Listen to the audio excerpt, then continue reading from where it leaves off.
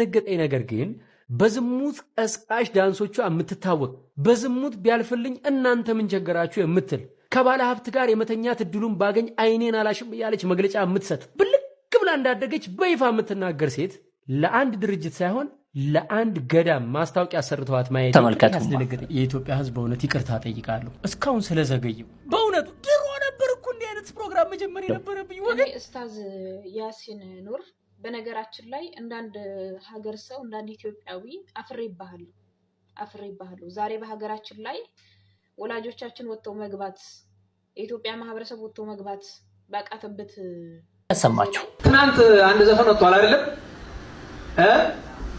ነገው ማታ ተልቋል አይደለም?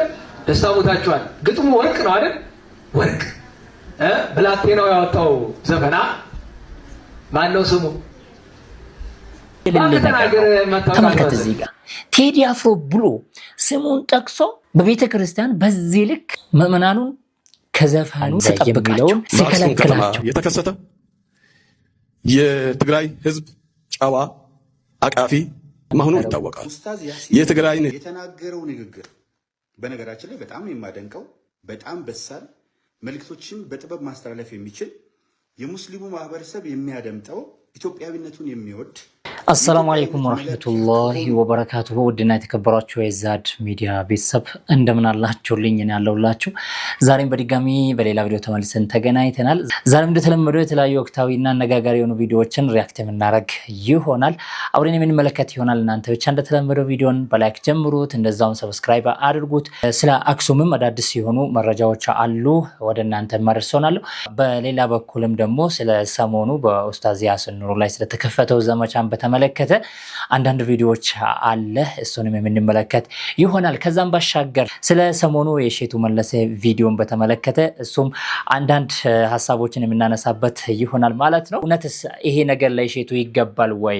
ሼቱስ የተናገረው ነገር እንደ አንድ ኢትዮጵያዊ ያው ሁላችንም ይመለከተናልና እንደ አንድ ኢትዮጵያዊ ማለት ነው ያው ምክር አዘል ስለሆነ ማለት ነው የሱ ቪዲዮ እውነት ሼቱ የተናገረው ነገር ሼቱን ሊያስወቅስ ይችላል ወይ የሚለውን የምንመለከት ይሆናል። እናንተ ብቻ እንደተለመደው እንግዲህ ላይኳን ተጫኗት፣ እንደዛውም ሰብስክራይብ እያደረጋችሁ እስከ መጨረሻ ቪዲዮን ተከታተሉ፣ አብራችሁ ቆዩ።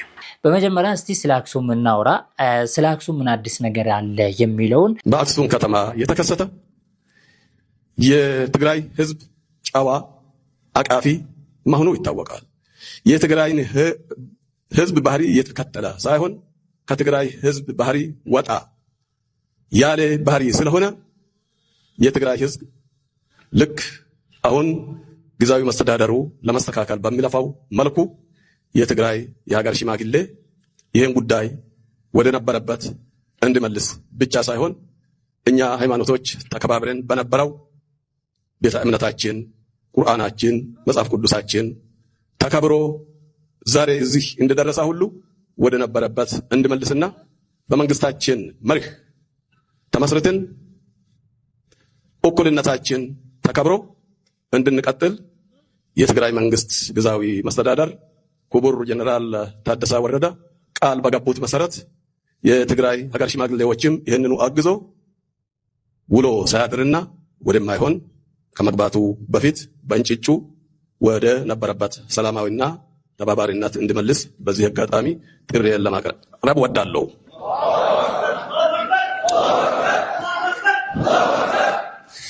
ይሄ ሲሆን ችግሩ የጋራ ስለሆነ አናሳ ምዕመናኖች በተገኙበት ቦታ እዛ አብዛኛው ምዕመናን ጫና ካደረሰበት በሁለቱም በሶስቱም ወገን ችግር ይከሰታልና ለወንድማቻቸው ለወገኖቻቸው ማሰብ አለባቸውና ኢትዮጵያ እንድድሮ ከድሮም በላይ ተፋቅሮ መኖር መቀጠል አለባቸው ብዬ ስለሚያምን ነውና የአክሱም ጉዳይ ከሀገራችን ውጪ ወጥቶ ውጭ ሀገርን እያስጮኸ ባለበት እስካሁን የተወሰደ እርምጃ ባይኖርም ለወደፊት ግን ፍጹም ሰላማዊ በሆነ መንገድ የመስተካከያ እርምጃ ለመውሰድ እንድታገሉ የኢትዮጵያ ሃይማኖት ተቋማት ጉባኤ፣ የኢትዮጵያ ኦርቶዶክስ ተዋህዶ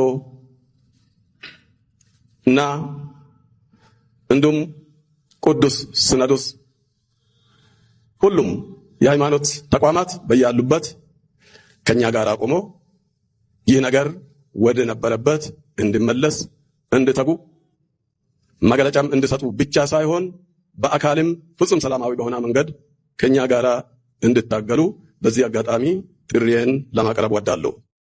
በጣም አሪፍ ነው። ይሄንን ከተቀበሉንና ይሄ ሀሳብ እውነት ስራ ላይ ውሎ የምንመለከት ከሆነ ይሄ በጣም አሪፍ ነው። በነገራችን ላይ ህወሓት ዛሬ አዲስ ፕሬዝዳንት ሹማለች። ያው ከዚህ በፊት የነበረውን ራሱ ወደ ስልጣን መልሳለች ማለት ነው። እንግዲህ ማነው ገብረጽዮንም ማለት ነው።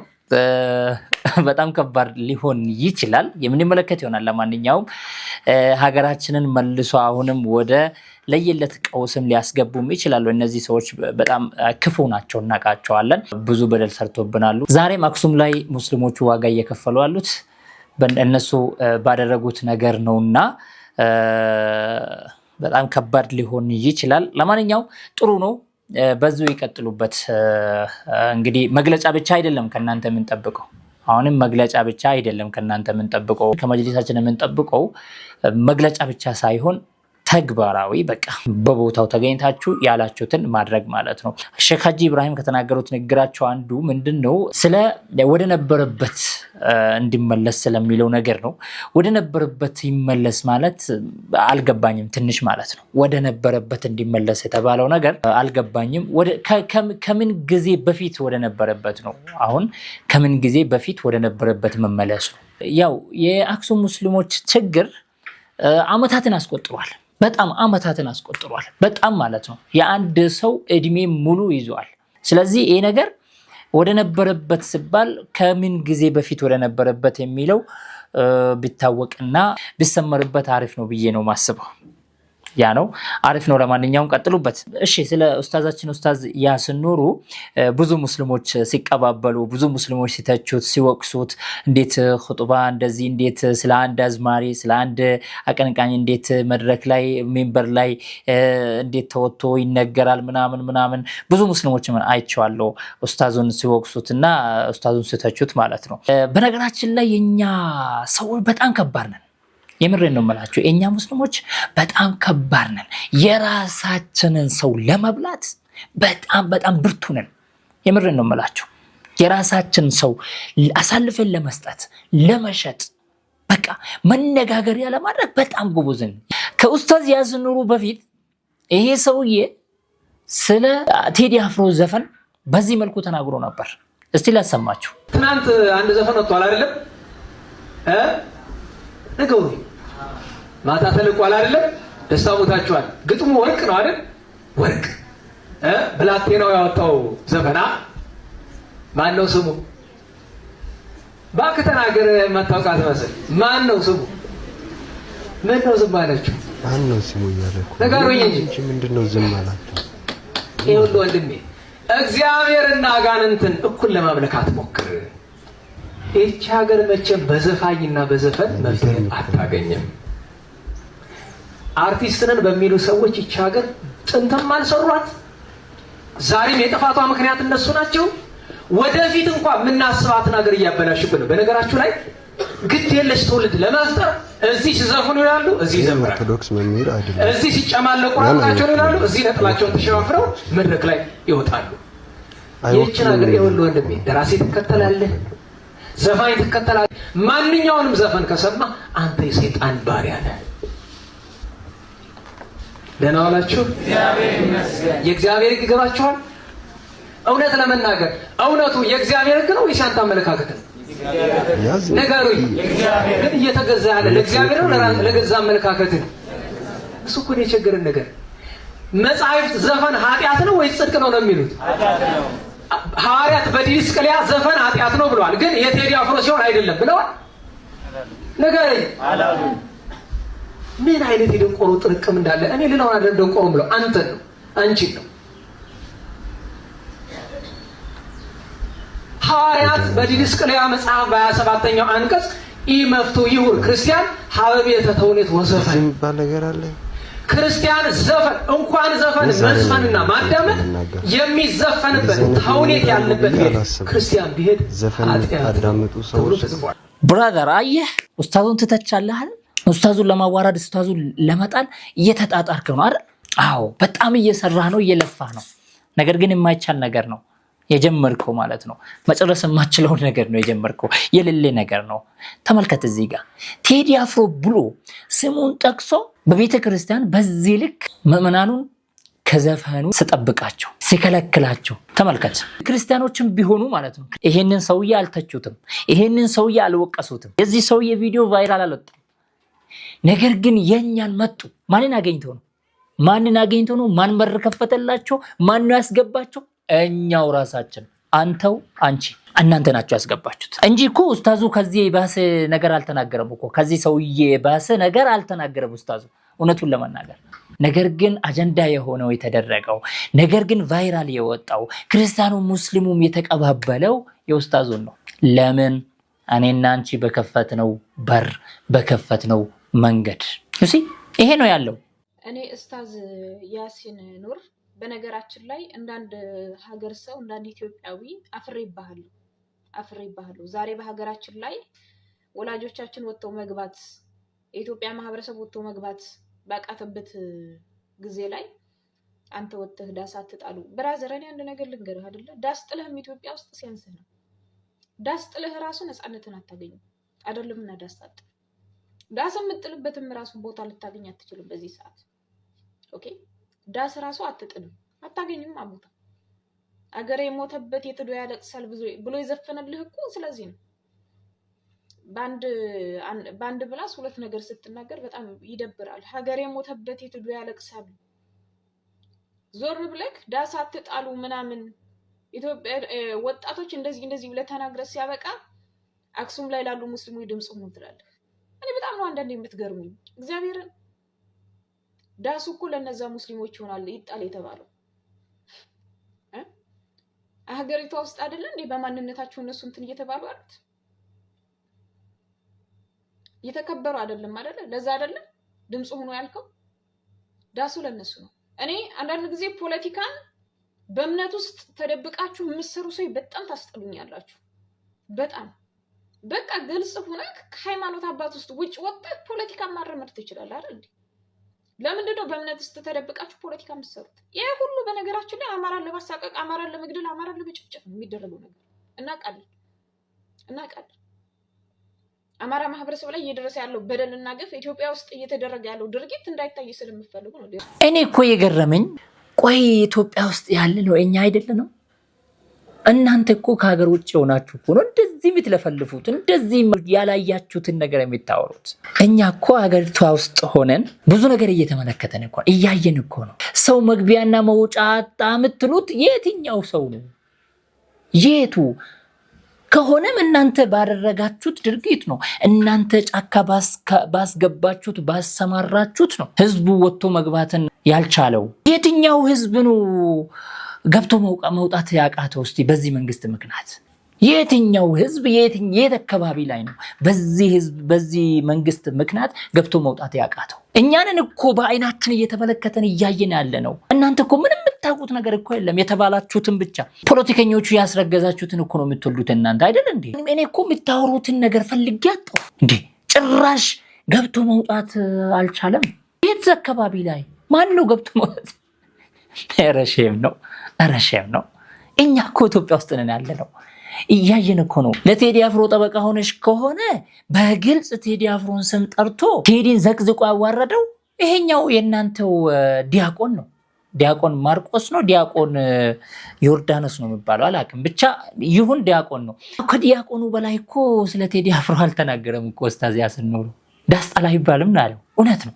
ጄኔሬሽኑን እንዴት ዳስጣል፣ ጄኔሬሽኑን እንዴት ነው ሀዘንተኛ የምታደርጉት? ኡስታዝ ያሲን ኑሩ የተናገረው ንግግር በነገራችን ላይ በጣም የማደንቀው በጣም በሳል መልእክቶችን በጥበብ ማስተላለፍ የሚችል የሙስሊሙ ማህበረሰብ የሚያደምጠው ኢትዮጵያዊነቱን የሚወድ የኢትዮጵያዊነት መለኪያ ከሆኑ ኢትዮጵያውያን መካከል አንዱ ተጽዕኖ ፈጣሪዎች መካከል አንዱ ነው ኡስታዝ ያሲን ኑሩ። በነገራችን ላይ ኢትዮጵያዊ ብቻ ሳይሆን ዓለም አቀፋዊ ነው አስተሳሰቡ። እስልምናም ዓለም አቀፋዊ እንደመሆኑ ማለት ነውና ኡስታዝ ያሲን ኑሩ ሐሳብ ሲያቀርብ መንጋው ሐሳቡን በሐሳብ መሞገት አይችልም። ለዚህ አቅምም ዝግጁነትም እውነትም ጥበብም የለውም። ስለዚህ ኡስታዝ ያሲን ኑሩ ላይ ያለው ርብርብ አንድነታችን ያጠናክራል ወይስ ያወርዳል ነው። ኡስታዝ የተናገረው ንግግር ለየት ያለ ነው። እንዲህ ብዬ ነበር የጻፍኩት። ኡስታዝ ያሲን ኑሩ ሀገር ሞተች ብሎ መግለጽ በየትኛውም አስተምሮ እንዲሁም ማህበራዊ ሳይንስ ትክክል አለመሆኑን በተባ አንደበት ጥበብና ግርማ ሞገስ ገልጾታል። ሀገር ሞተችብኝ ብሎ እየዬ በማለት ለወጣቱ ትውልድ እየዬን ማስተማር በምንም መልኩ አንድን ከያኒ ልናደንቅ እንችላለን፣ አንድን ዘፋኝ ወይም አዝማሪ ልናደንቅ እንችላለን። የምናደንቀው ለሚሰራቸው በጎ ስራዎች እንጂ የሚያጠፋቸው ላይ ሁሉ ማድነቅ መጣል ነው የሚሆነው። ስለዚህ ኡስታዝ ያሲን ኑሩ ቴዲ አፍሮን በተመለከተ ነው እንግዲህ ሀገር ሞተች ማቅ ልበሱ ዳስጣሉ አይነት ነገር ለትውልድ የሚነገር ነገር አይደለም። የሞተች ሀገርም የለችም። እሱ ላይ ብዙ ጊዜ ማብራሪያ ሰጣለሁ እና ኡስታዝ ያሲን ኑሩ የተናገረው በትክክል በማህበራዊ ሳይንስም ቢሆን የትውልድን ሞራል የሚገድል የሀገር ፍቅር ስሜትን የሚያጠፋ ብሶትና አየየን ብቻ የሚመለከት ነገሮችን አጨልሞ የሚያመለካከት ትክክል አለመሆኑና የእሱ ሀገር እንዳልሞተች በእርግጥም እዚህ ጋር ሙስሊሙ በኢትዮጵያ ታሪክ ውስጥ ለመጀመሪያ ጊዜ ሙስሊሙ የተከበረበት ዘመን ይሄ ነው። ይሄ ደግሞ የተከበረበት ዘመን በስጦታ የተሰጠው አይደለም። ሙስሊሙ ባደረገው መራራ እልህ አስጨራሽ ተጋድሎና ትግል ማንነቱን፣ እምነቱን ለማሳወቅ ባደረገው ጥረትና ሌሎች ኢትዮጵያውያን ወንድሞቹ ባደረጉት የጋራ ጥረት ለመጀመሪያ ጊዜ በብልጽግና ዘመን ሙስሊሙ ክብር አግኝቷል። ተገቢውን ክብር። ይህን ተገቢ ክብር ሲያገኝ ማቅ የሚለብሱ ካሉ፣ ዳስ የሚጥሉ ካሉ እንደ ሙስሊም ማህበረሰቡ ናቸው። እንደ ግማሽ የኢትዮጵያ እንደገና ግማሽ አይሞላም። የትኛው ቆጠራ ነው? ምንም ድብልቅልቅ አድርጎ ነው የሚሞላው። 100% ሶማሌ፣ 100% አፋር፣ 100% ስልጤ፣ በየቦታው ደግሞ ወሎ አንዳንድ ቦታዎች ላይ 100%፣ ወደ ቦረና ብንሄድ በከፍተኛ ደረጃ አብዛኛው ሙስሊም ነው። ስለዚህ ሙስሊሙ ወደ 50% ስለሚደርስ ብቻ ሳይሆን ኢትዮጵያዊ ስለሆነ ሙስሊሙ ተከብሯል። የኢድ በዓል በሚፈልገው መልኩ እንዲያከብር ቴሌቪዥኑ የአንድ ወገን ብቻ መልእክት ከሚያስተላልፍበት ወጥቶ ሚዲያዎቻችን ሙስሊሙን ማህበረሰብ በትክክል ሪፕሬዘንት ማድረግ ችለዋል። ሙስሊሙ ሴቶችም ሆኑ ሙስሊም ወንዶች በፖለቲካ ስርዓት ውስጥ እየተጠረጠሩ የሚታዩ ሳይሆኑ ቁልፍ የሆኑ ተቋማትን እንዲመሩ ተደርገዋል። ስለዚህ የቴዲ አፍሮ ኢትዮጵያ ሞታ ከሆነች የኡስታዝ ያሲን ኑሩ ኢትዮጵያ ደግሞ አልሞተችም። እሱ አልሞተችም ብሎ የተነተነበት መንገድ ጥበብ ነው። የተነተነው በእውቀት ነው። የተነተነው በሳይንስ ነው። ማህበራዊ ሳይንስም አርትም ስለሆነ በአርትም በሳይንስም ነው የተነተነው። ስለዚህ የኡስታዝ ያሲን ኑሩ ሀገር አልሞተችም። የቴዲ አፍሮ ግን ያው ሞታም ይሆናል። እውነት ነው። የእናንተ የቴዲ አፍሮ ደጋፊና የቴዲ አፍሮ ሀገር ሞታለች። ያ ቴዲ አፍሮ የሚይዘው ሰንደቅ ዓላማ አሁን አይደለም የተቀበረው፣ አሁን አይደለም የሞተው፣ ቆይቷል ከሞተው ማለት ነው። ስለዚህ ኢትዮጵያ ሞታ ሳይሆን ኢትዮጵያ ገና እየተወለደች ነው፣ እያደገች ነው፣ ተወልዳ እያደገች ነው ኢትዮጵያ፣ እውነቱን ለመናገር ማለት ነው። አንዳንድ ፕሮብሌሞች ሊኖሩ ይችላሉ፣ ይስተካከላሉ። በሂደት ነው።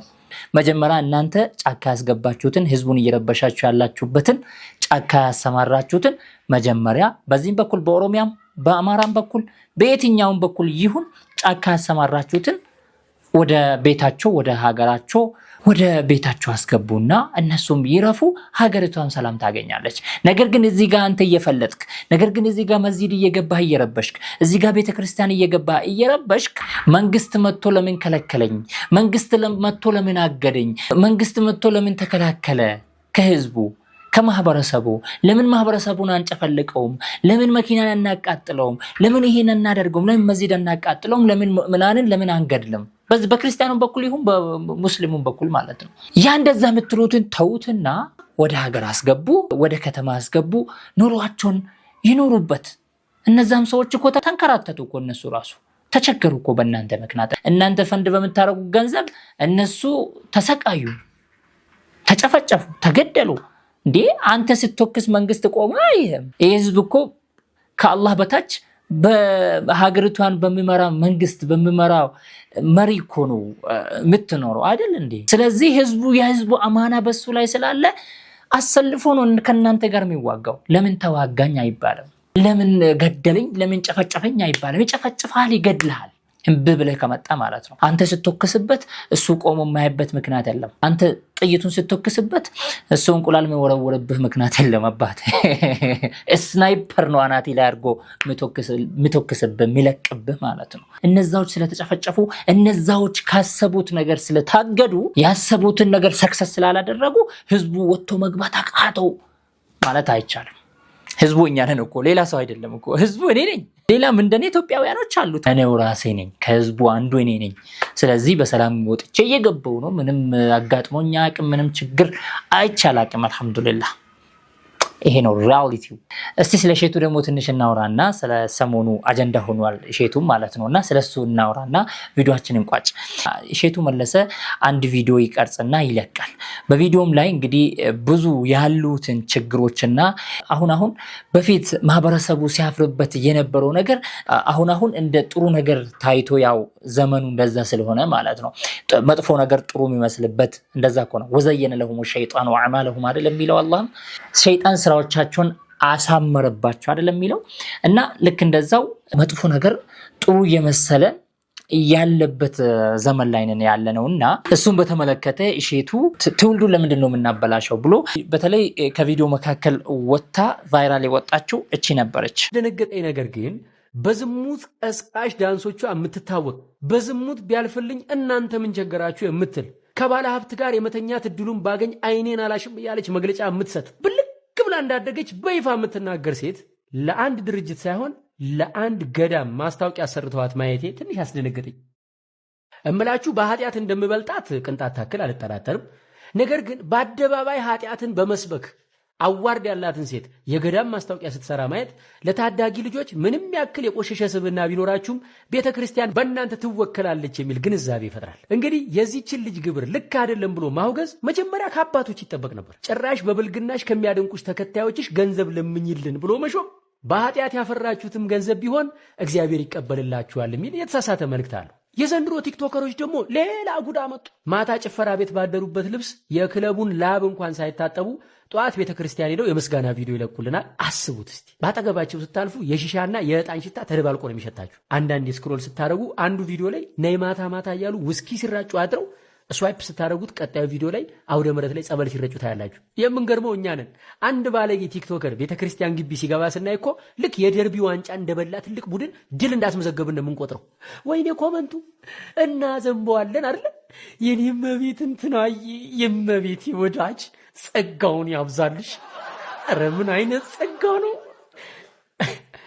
የሃንጎቨር ጸጋ ነው ወገኔ። ማታ ጭፈራ ቤት ያደሩበትን ቪዲዮና የቤተ መቅደስን ቪዲዮ በአንድ አካውንት በተከታታይ መልቀቅ እኮ ቤተ መቅደሱና ጭፈራ ቤቱን በአንድ ሚዛን ማስቀመጥ ነው። ቤተ መቅደስ እኮ የራሱ ሕግ አለው። ንጽህናን ጠብቆ በፍርሃትና በመንቀጥቀጥ የሚረገጥ ቦታ ነው እንጂ የቲክቶክ ፓርቲቱ መተወኛ ቦታ እኮ አይደለም። ታዲያ የዚህችን ልጅ ግብር ልክ አይደለም ብሎ መገሰጽና ማውገዝ ከአባቶች ሲጠበቅ ጭራሽ በብልግና ከሚያደንቋችሁም ቢሆን ገንዘብ አምጡልን ይባላል። እስቲ አሁን እናንተን ልጠይቃችሁ፣ እውነት እሼቱ የተናገረው ነገር እሼቱን ያስወቅሳል? እውነቱን ለመናገር አያችሁ፣ በቃ የብዙሃኖች አስተሳሰብ ስነ ልቦናቸው እየሞተ መምጣቱን በዚህ ነው የሚታወቁት። እንዴት ይሄ ነገር አሁን የሚቃወም ነገር ነው፣ ተቃውሞ የሚነሳበት ነገር ነው። ይሄንን ብሎ መናገሩ እውነት በሼቱ ላይ ዘመቻን ያስከፍታል። ይሄንን መናገሩ በቃ ትውልዱ በጣም እየተበላሸን መምጣቱን በዚህ ነው የምትረዱት። እና ሼቱ ለምን ይሄንን ተናገረ፣ እንዴት እንደዚህ ይላል ምናምን ብሎ በቃ የሌለ አጀንዳ ያደረጉት። ከዛ በኋላ ሼቱ ምን አለ? በፌስቡክ ፔጁ እመጣለሁ ማታ 3 ሰዓት ላይ ጠብቁኝ፣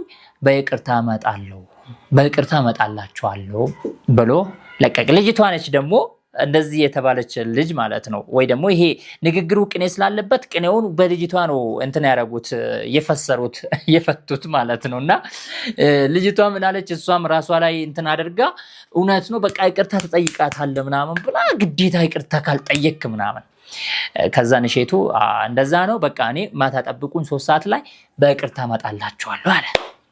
ከዛም ማታ ቪዲዮ ሰርቶ የይቅርታ ቪዲዮውን ይለቃል። የይቅርታ ቪዲዮስ ምን ቢሆን ጥሩ ነው? ተመልከቱማ። የኢትዮጵያ ሕዝብ በእውነት ይቅርታ ጠይቃለሁ እስካሁን ስለዘገየው። በእውነቱ ድሮ ነበር እኮ እንዲህ አይነት ፕሮግራም መጀመር የነበረብኝ ወገን። ስንት ጉድ እኮ አለፈ። ስንት ኖርማል ያልሆነ ነገር ኖርማል እንዲመስላቸው ተደረገ። ኃጢአት የክብር ልብስ ሆኖ ቤታችን በር ዘግተን የምንሰራው ኃጢአት ሳያንስ አደባባይ እየወጣ ኃጢአትን ጌጥ አደረገው እና በእውነት እኔ የኢትዮጵያን ሕዝብ ይቅርታ ጠይቃለሁ። እንደ ሚዲያ ባለሙያ ብዙ አቅም እንዳለውና መስራት እንደሚችል ወጣት ይህን ፕሮግራም ገና ድሮ መጀመር ነበረብኝ። እግዚአብሔር በሰጠኝ ጸጋ ተጠቅሜ እናንተን በድፍረት ፊት ለፊት ማገልገል ነበረብኝ። እስከዛሬ እንግዲህ ብዙ ነገር እያቃጠለኝ ብዙ ነገር አንጀቴን እያሳረረው ዝም ብዬ ቆይቻለሁ። ከዚህ በኋላ ግን እስከ መጨረሻው እውነቱን የማወጣበት ፊታችሁ የምቆምበት ኖርማል ያልሆነ ነገር ሚዲያ ላይ ሲሰራ ኖርማል አይደለም የምልበትን አቅም እንዲሰጠኝ እባካችሁ በጸሎታችሁ አግዙኝ ነው የምለው። አሁንም መልእክታችን አንድ ነው። ሁላችንም በድለናል፣ የእግዚአብሔርም ክብር ጎሎናል። ነገር ግን ኃጢአታችንን ስለምናፍርበት ተደብቀን በር ዘግተን ስላቃተን እንበድላለን እንጂ አደባባይ ወጥተን የክብር ልብስ አድርገን ለብሰነው ቪዲዮ ቀርጸን እየለቀቅን ትውልዱን ኖርማል እንዲመስለው አናደርግ። ታዲያ ይሄ ፕሮግራም